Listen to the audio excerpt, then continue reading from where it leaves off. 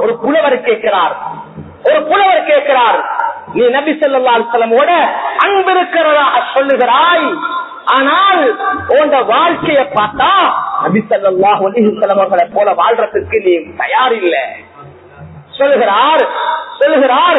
ஆச்சரியமாக இருக்கிறது.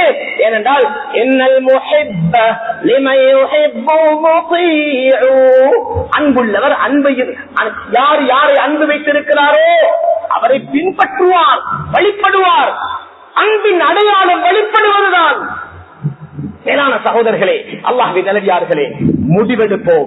இந்த உயர்ந்த சிறந்த ரபியுல் அவ்வல் மாதத்திலே வாழ்க்கையை திருப்புவோம். மேலானவர்களே, யஹூதிகளுடைய வழியில இருந்து முடியல, தாடியில, உடுப்புல, டிரெஸ் பண்றதுல, கல்யாணத்துல மட்டுமல்ல, ஒவ்வொன்றுல அப்துல்லாஹ் இப்னு உமர் ரலியல்லாஹு தஆலா அன்ஹு அவர்கள் ரோட்ல போறாங்க, தலைய குளிச்சிட்டு தலையை நிமித்தி கொண்டாங்க.